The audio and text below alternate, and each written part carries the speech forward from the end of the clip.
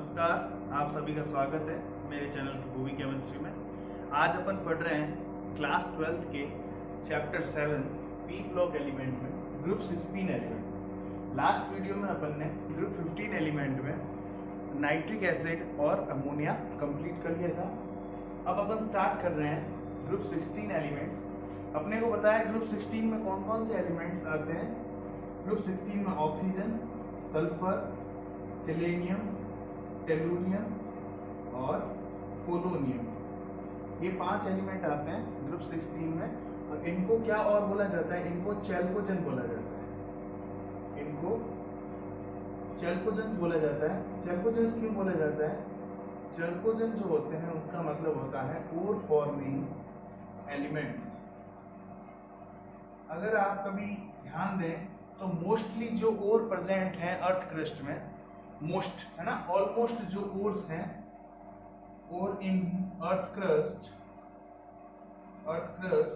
Is oxides और sulphides. या तो वो ऑक्साइड्स हैं या वो क्या हैं, सल्फाइड्स हैं। और ऑक्साइड और सल्फाइड किसमें आएंगे? ऑक्सीजन फैमिली में या ग्रुप 16 एलिमेंट। इसी कारण इस ग्रुप को चैल्कोजेन भी बोला जाता है। ठीक है, ओके। चैल्कोजेन का मतलब क्या हो गया? ओर फॉर्मिंग एलिमेंट्स।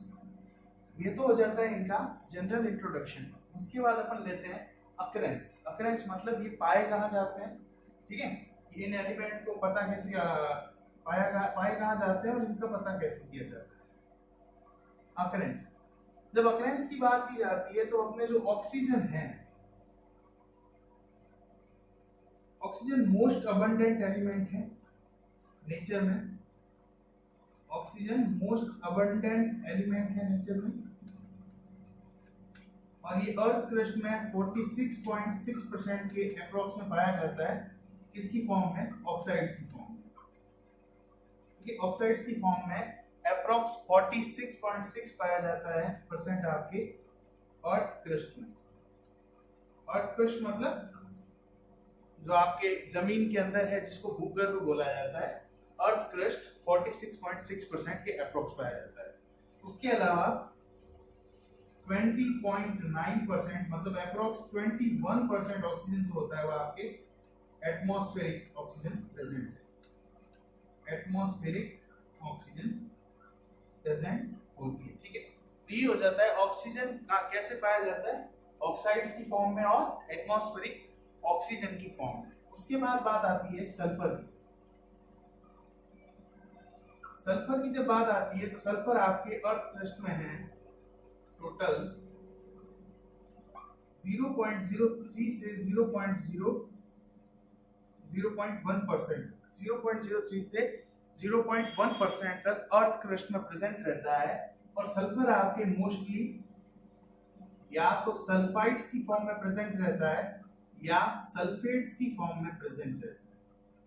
या तो सल्फाइड की फॉर्म में प्रेजेंट रहता है या सल्फेट की फॉर्म में प्रेजेंट रहता है। सल्फेट के एग्जांपल जैसे अपन देखते हैं, एक तो देखते हैं जिप्सम जो होते हैं अपना, कैल्शियम सल्फेट देख देते हैं, एप्सम सॉल्ट, ठीक है। या फिर सल्फाइड्स की फॉर्म में गलेना आ जाता है, लेड सल्फाइड, जिंक ब्लेंड आ जाता है, जिंक सल्फाइड, है ना। तो ये सारी चीजें अपने को देखने को मिलती है। इसके अलावा जैसे एक एग्जांपल आता है मर्क्यूरिक सल्फाइड, जिसको सिनेबार भी बोला जाता है। तो ये आ जाते हैं अपने ऑक्सीजन और सल्फर की अकरेंस। उसके बाद जो सेलेनियम आपके पास है और जो आपके पास टेलुरियम है, ये दोनों पाए जाते हैं सल्फाइड ओर की फॉर्म में। ये दोनों सल्फाइड ओर की फॉर्म में पाए जाते हैं, जिसे सिलेनॉइड्स और टेलुरॉइड्स बोला जाता है। जैसे क्या बोला जाता है? सिलेनॉइड्स और टेलुरॉइड्स। सिलेनॉइड्स और टेलुरॉइड्स बोला जाता है। ठीक है, टेलुराइड्स बोला जाता है, पीछे ई लग जाएगा यहाँ पे, टेलुराइड्स बोला जाता है। ठीक है, इस फॉर्म में पाए जाते हैं। और लास्ट जो अपने पास बचता है अपना एलिमेंट पोलोनियम। पोलोनियम, एक बात याद रखेंगे आप, एक रेडियो एक्टिव एलिमेंट है। पोलोनियम एक रेडियो एक्टिव एलिमेंट है और डेडली पॉइजनस कह सकते हैं। एक पॉइजन है जो डेडली पॉइजनस होता है। 1 ग्राम पोलोनियम 5 लाख से भी ज्यादा लोगों को मार सकता है। ठीक है, इतना ज्यादा डेडली पॉइजन होता है पोलोनियम। एक रेडियो एक्टिव एलिमेंट है और ये बनता है आपके DK product of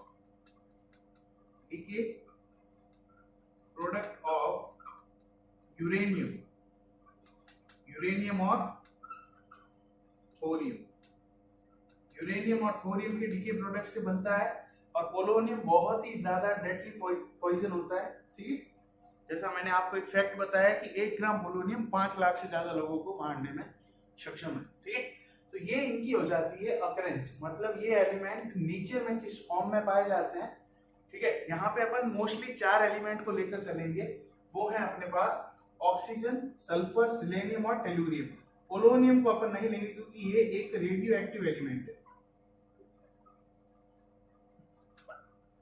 radio active element होने के कारण अपन इसकी प्रॉपर्टीज को आसानी से कह सकते हैं कि इनकी प्रॉपर्टीज को मतलब अध्ययन करना या उनके बारे में जानना सिंपल नहीं है, क्योंकि रेडियो एक्टिविटी एक बहुत ही डेंजर जोन है, ये समझ लीजिए। और इसके बारे में रेडियो एक्टिविटी जो है इसको समझने के लिए या इसके बारे में जानने के लिए बहुत से प्रिकॉशन के साथ एक्सपेरिमेंट्स करने पड़ते हैं। ठीक है, तो पोलोनियम के बारे में अपन यहाँ पे नहीं पढ़ रहे हैं अभी, क्योंकि पोलोनियम के बारे में ना तो ज्यादा है और ना ही वो इन सब में आता है।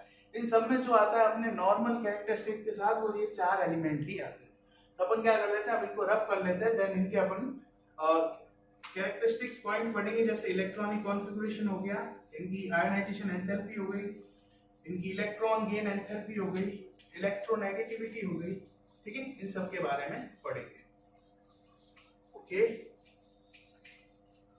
आप वीडियो को लाइक कीजिए, शेयर कीजिए, चैनल को सब्सक्राइब कीजिए, आगे से आगे शेयर करते रहिए। ठीक है, ओके, चलो स्टार्ट करते हैं इसके इलेक्ट्रॉनिक कॉन्फ़िगरेशन के बारे में। इलेक्ट्रॉनिक कॉन्फ़िगरेशन की जब बात की जाती है तब कॉमन इलेक्ट्रॉनिक कॉन्फ़िगरेशन जो इनका होता है, वैलेंशियल इलेक्ट्रॉनिक कॉन्फ़िगरेशन, वो होता है NH2 Np4। s ऑर्बिटल में 2 इलेक्ट्रॉन प्रेजेंट रहते हैं और p ऑर्बिटल में 4 इलेक्ट्रॉन प्रेजेंट रहते हैं। अब जिनमें ऑक्सीजन का अगर अपन लिखेंगे तो ऑक्सीजन का अपने पास आता है हीलियम 2s2 2p4, सल्फर का आता है नियॉन 3s2 3p4, सिलेनियम का आता है आर्गन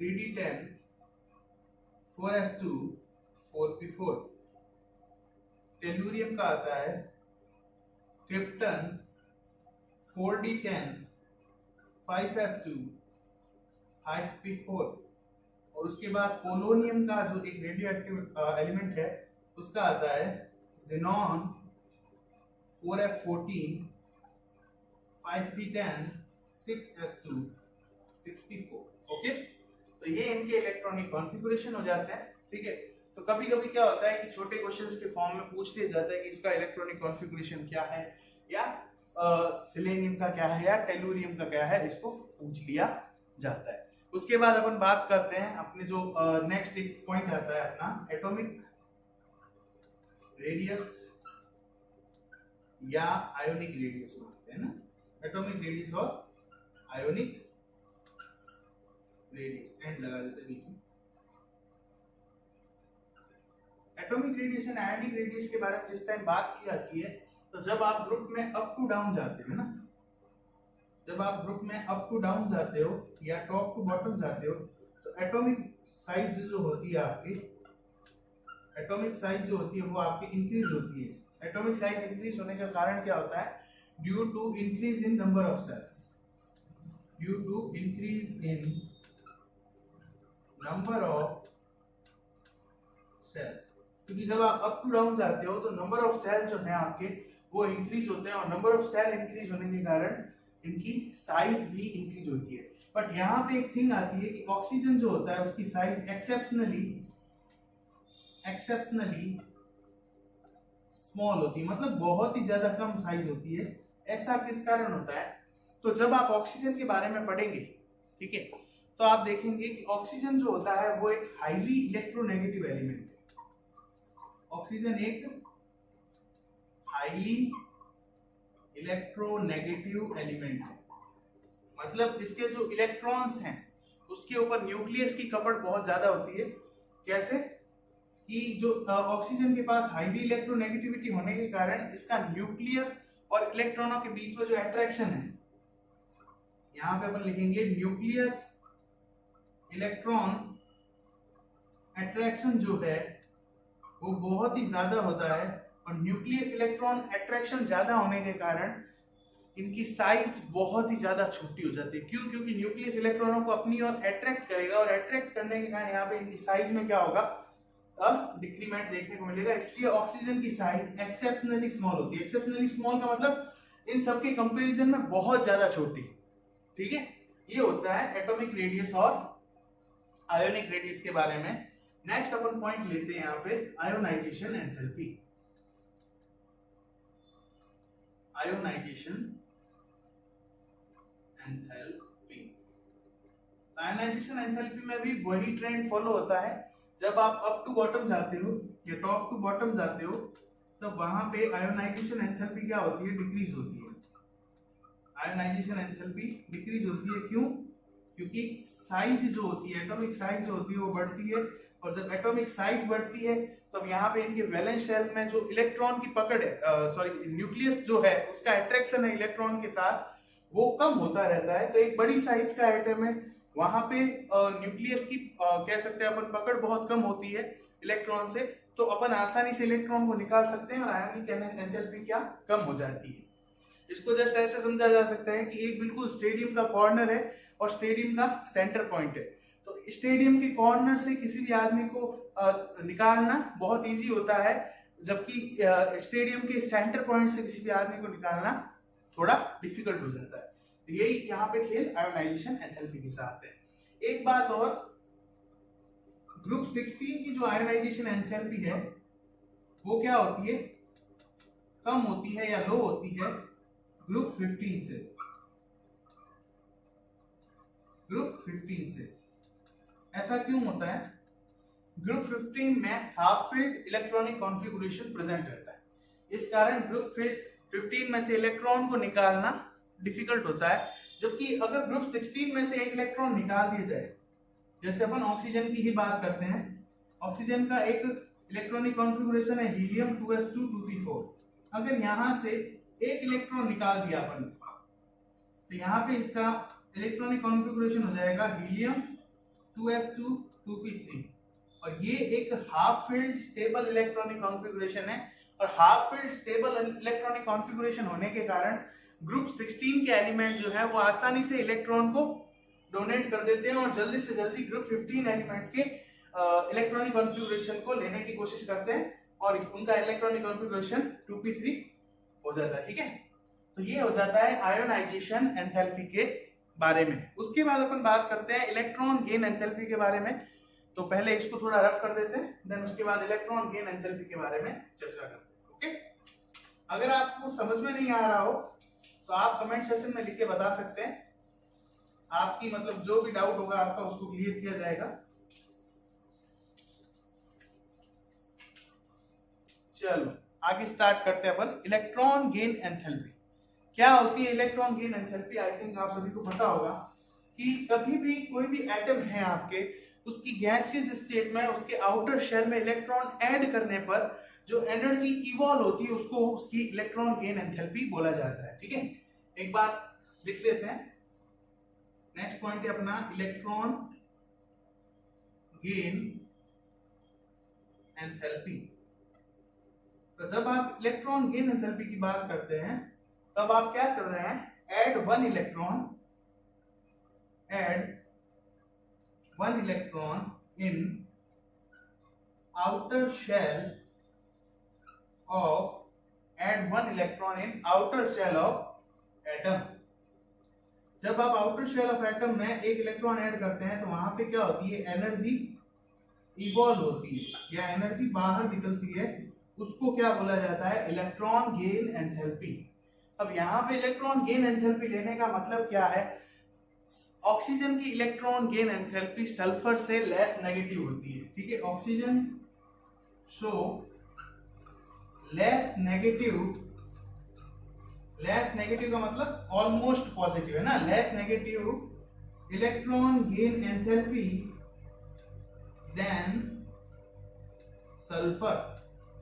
वास्तव में इसका ट्रेंड क्या होता है, इसका ट्रेंड ये होता है कि up to top to bottom जो है आपके, टॉप टू बॉटम या अप टू डाउन जाने पे इलेक्ट्रॉन गेन एंथैल्पी भी क्या होती है, डिक्रीज होती है। जबकि आप यहां पे देख रहे हैं कि सल्फर की इलेक्ट्रॉन गेन एंथैल्पी ऑक्सीजन से क्या है, ज्यादा है।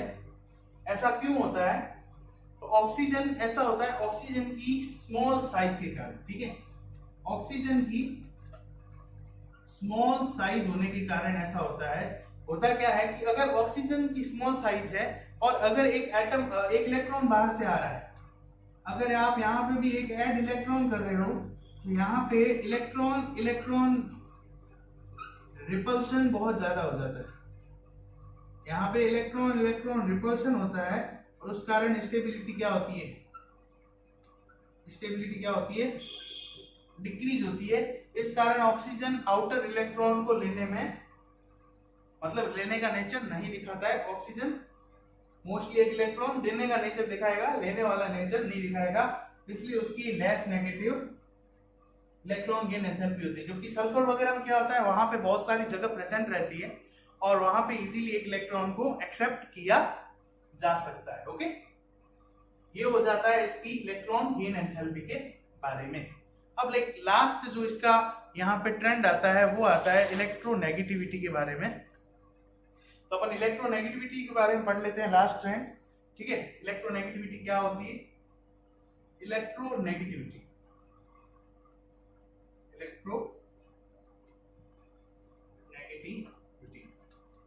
इलेक्ट्रोनेगेटिविटी में अपने को एक मतलब ये कह सकते हैं कि कॉमन ट्रेंड देखने को मिलता है। इलेक्ट्रोनेगेटिविटी वही, जैसे अप टू आप डाउन जा रहे हो तो इलेक्ट्रोनेगेटिविटी क्या हो रही है, यहाँ पे डिक्रीज हो रही है, ठीक है। अप टू डाउन जाने पे इलेक्ट्रोनेगेटिविटी डिक्रीज हो रही है और अप टू डाउन जाने पे यहाँ पे नॉन मेटल से मेटेलिक कैरेक्टर में क्या होती है, इंक्रीमेंट होता है, ठीक है। इलेक्ट्रोनेगेटिविटी क्या हो रही है, अप टू डाउन जाने पे डिक्रीज हो रही है, मतलब न्यूक्लियस की इलेक्ट्रॉन पर पकड़ बहुत कम हो रही है, ठीक है। तो न्यूक्लियस की इलेक्ट्रॉन पर पकड़ कम होती है तो अप टू डाउन जाने पे यहाँ पे मेटेलिक कैरेक्टर क्या होता है, मेटेलिक कैरेक्टर क्या होगा, इंक्रीज होगा। ओके, तो अपन अब क्या करते हैं कि नेक्स्ट वीडियो में अपन पढ़ेंगे कि मेटेलिक कैरेक्टर जो है वो यहाँ पे इंक्रीज क्यों हो रहा है, ठीक है। वो इसकी फिजिकल प्रॉपर्टीज में पढ़ेंगे, उसके बाद इनकी केमिकल प्रॉपर्टीज के बारे में पढ़ेंगे। इस वीडियो में इतना ही, ठीक है। नेक्स्ट वीडियो में पढ़ते हैं आगे का सीन कि आगे क्या होगा, और तब तक आप थैंक यू एंड चैनल को सब्सक्राइब कीजिए एंड सपोर्ट कीजिए। Okay, thank you.